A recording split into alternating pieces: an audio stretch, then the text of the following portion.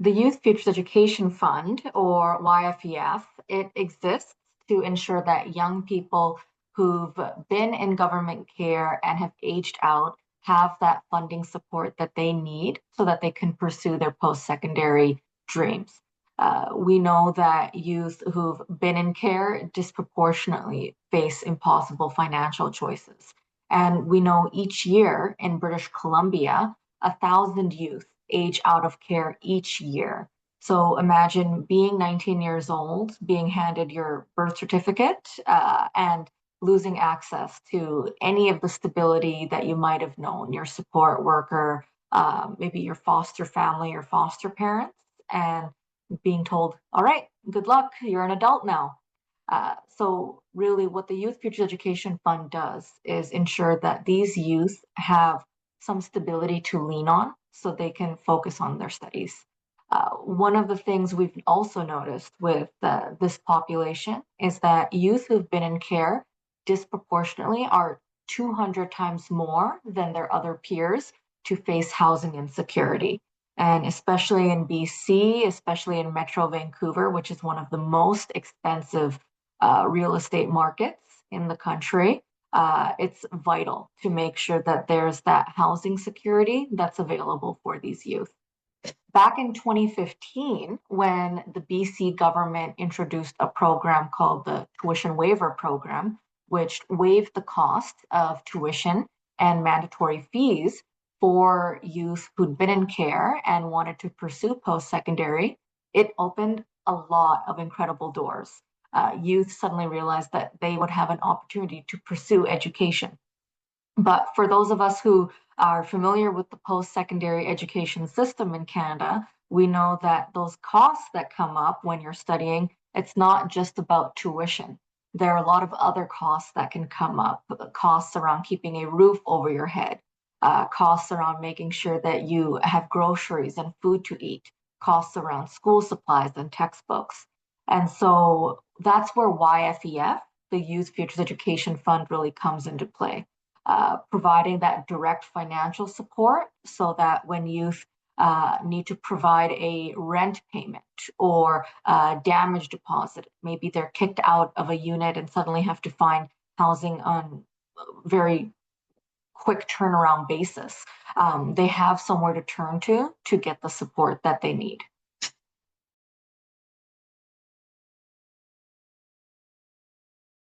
The need for a program like the Youth Futures Education Fund became very apparent when the tuition waiver program was introduced by the BC government in 2015.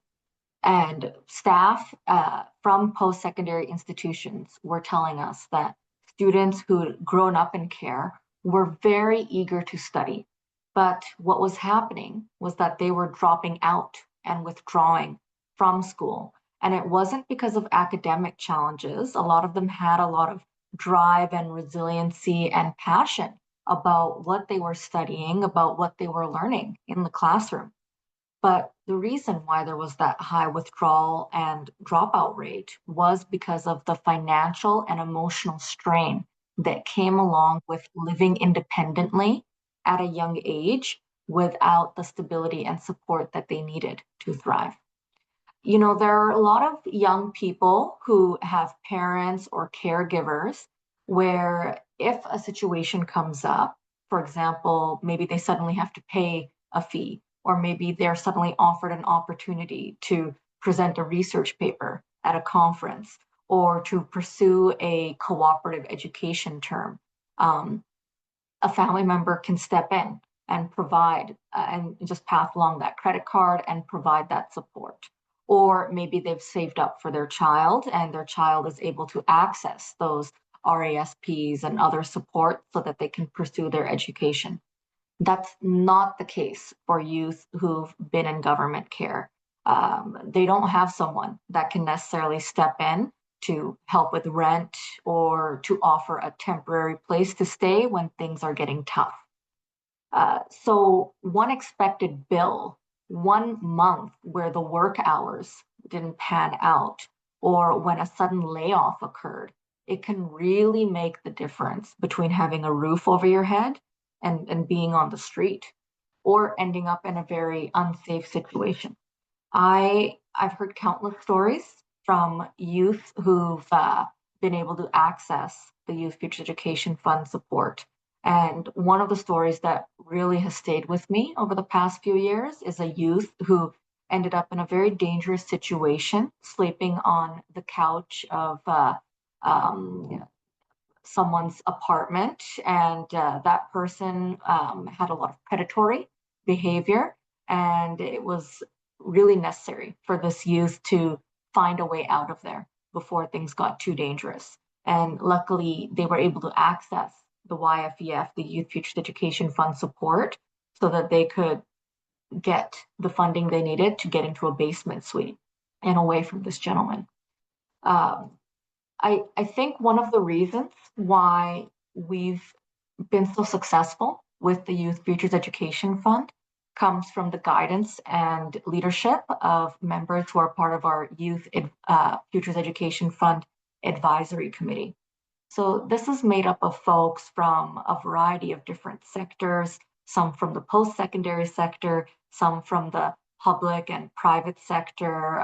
Financial institutions such as Coast Capital have been a real leader as well in sitting on the advisory committee and providing a lot of guidance and direction and advocacy when it comes to this work. One of the big wins that we and the sector really had was in 2023 when advocacy efforts paid off, and it led to an announcement by government that they were going to remove the age restrictions as well as the time that youth needed to spend in care to access the tuition waiver program. Prior to 2023, youth had to have been in care for at least 2 years, and they had to be under the age of 27. Now, once that advocacy occurred and government removed those restrictions from the tuition waiver program, what we've seen since then is a huge spike in a lot of folks who've spent any amount of time in the foster care system in BC realize that they can go back to school and pursue their post-secondary dreams. One of our very inspiring stories is of a grandmother of 10. Her name is Raven Song, and she's a 60 scoop survivor, or as she would say, a 60 scoop thriver. And she crossed the stage at Kwantlen Polytechnic University last year, June 2024, because of the removal of these restrictions. So she was able to go back and get her credential and reach the finish line. And since the fund was established in 2015, we've seen over 4,200 students in BC that have accessed the tuition waiver program and the Youth Futures Education Fund graduate. They've reached that finish line, they've got their credential in hand. And that's a big win, I would say, for us in society, that we have these young people who now want to give back to our communities, who are part of our local economies and are making their own differences out there. So what I would really say about the gap that can happen when it comes to those basic living expenses, when it comes to the housing insecurity, is that YFEF was really created to fill that gap and make sure that these young people aren't left behind so that they can feel like the community has their back too.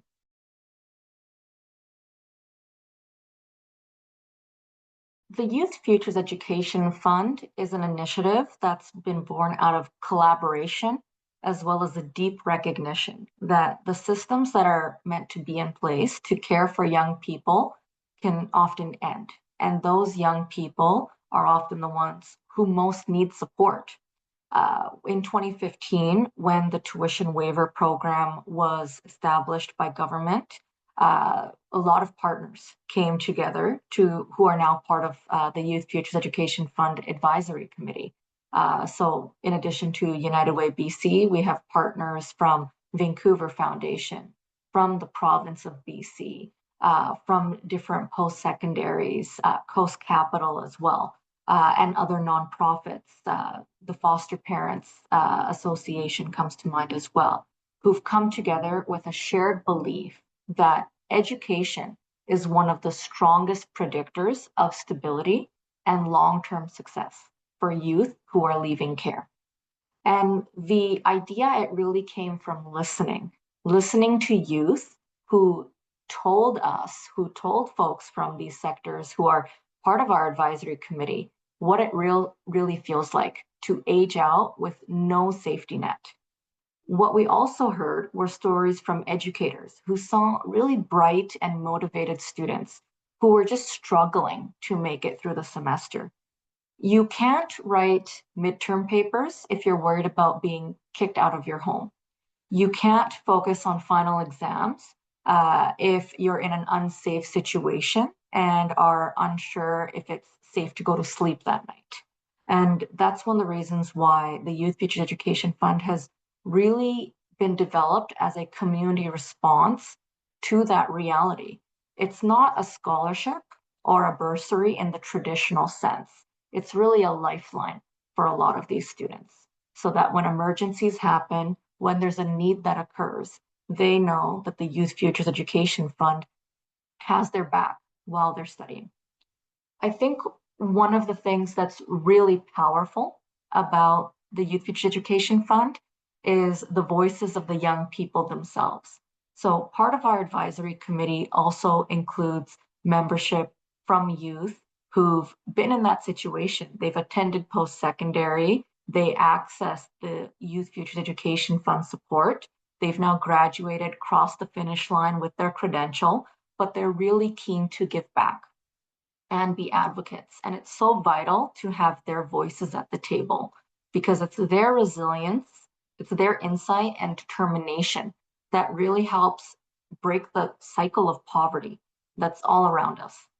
And every policy change, every partnership that we've built since then has been grounded in their lived experience and their courage in being to speak up and share.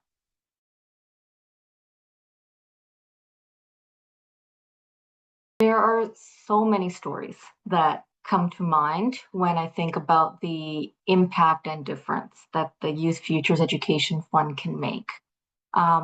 One that particularly always stays with me is from a student based in the lower mainland of British Columbia who was studying at one of our local colleges.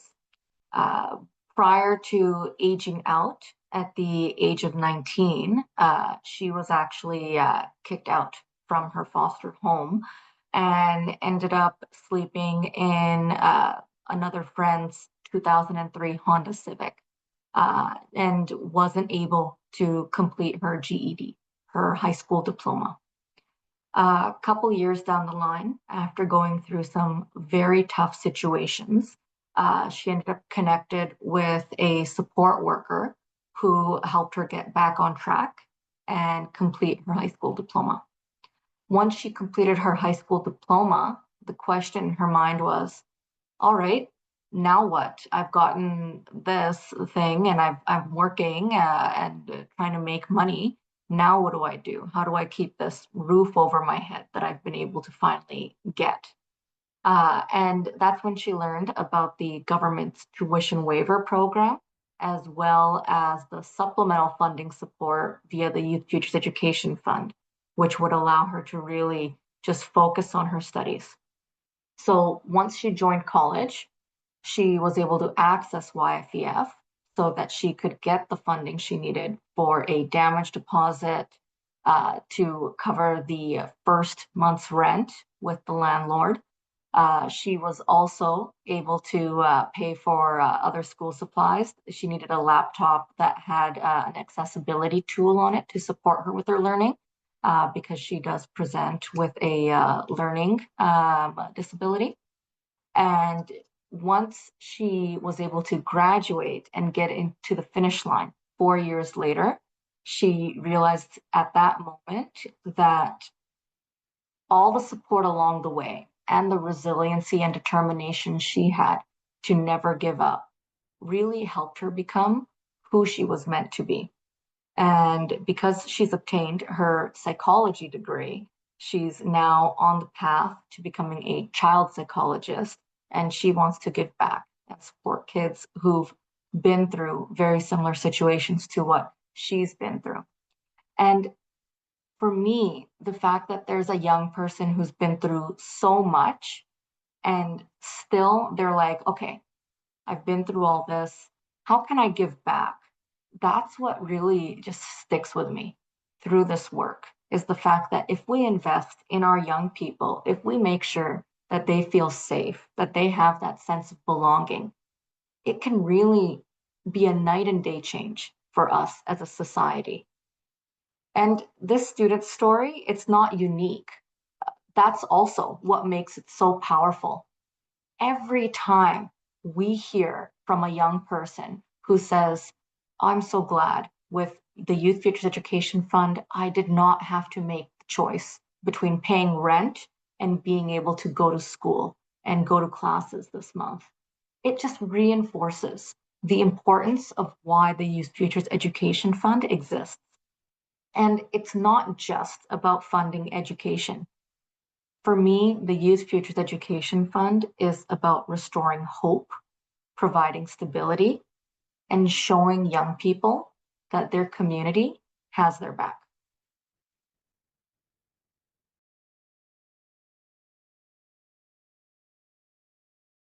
If the Youth Futures Education Fund didn't exist, we would have 1,000 youth aging out of care every year in the province of BC, disproportionately many of those youth being Indigenous youth who are unhoused, food insecure, and not able to even dream about who they could be in the future because that education, that key tool of prevention, would be out of reach for them.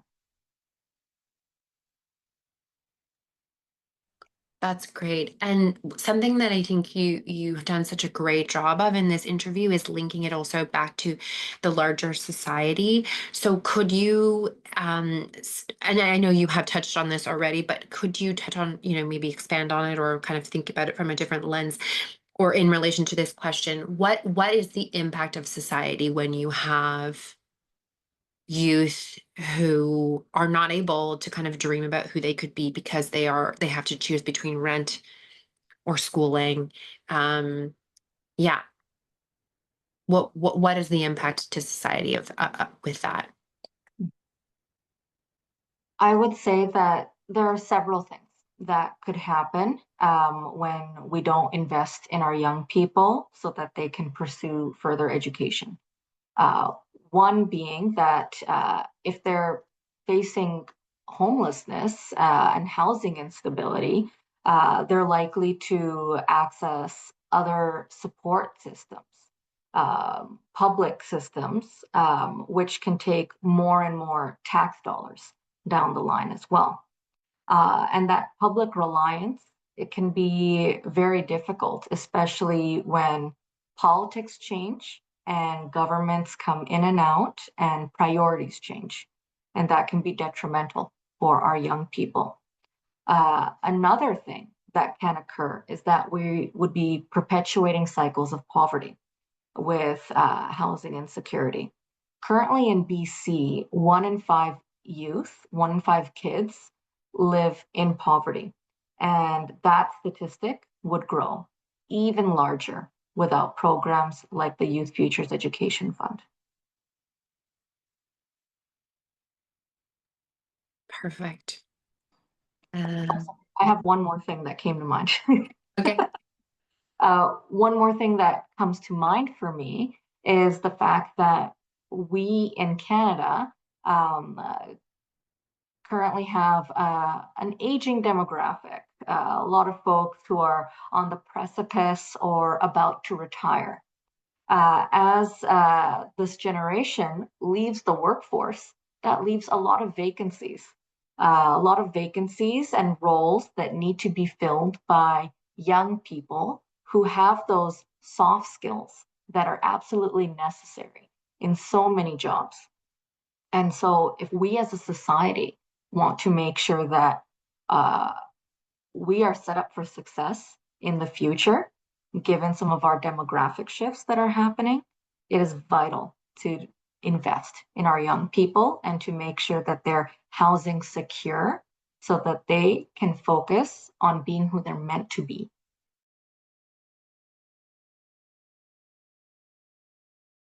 I would tell folks who are very interested in youth homelessness prevention to start small and start local and to start by listening. Prevention isn't about one single program, whether it's a large program or something that's scaled out or even a single funding stream. It's ultimately about relationships and systems working together. And that'll look differently in every community. I don't think any of us can say that every community has a cookie cutter approach that they need to support what's happening on the ground. With the Youth Futures Education Fund, we learned that success happens when you bring people from different sectors to the same table: government, post-secondary institutions, major donors. The Youth Futures Education Fund is entirely made up of donor dollars. Year after year, a lot of my colleagues are out there telling the story and sharing the need with donors about why it's vital to invest in our young people, as well as bringing together community organizations, key stakeholders, including those from the financial institutional sector. And when you get people together, that's when you can really build a shared understanding of what's needed to help young people thrive. I think it's also important to recognize that prevention is something that takes time and patience. The outcomes are not always immediate, but they can be lasting. And investing in youth early, really helping them to finish school, find meaningful work, to connect to the community, it will always cost us less than trying to repair the harm later on. And investing in our youth at an early age, it can pay dividends for our society down the line. If I could offer one more lesson, it would be to design your program with flexibility and compassion. Many of the youth who access the Youth Futures Education Fund while they're pursuing their post-secondary education have faced unimaginable instability and trauma. And they don't always follow a straight path through school. That's not how life works. And that's totally fine. But it's important to make sure that the system is flexible and compassionate. One of the things I'm particularly proud of is with our partnership with the post-secondary sector here in BC, we're able to make sure that these dollars get out to youth in a very low barrier way. Youth do not have to complete endless amounts of paperwork. They do not have to retell their story every single time they need support. And the funding is low barrier enough that our youth could even just go and talk to their financial aid person at their institution and say, hey, I'm short on my rent money this month. I need 20 bucks. And they can get those 20 bucks direct deposited into their account right away. And it's really important to present that support with dignity and respect as well.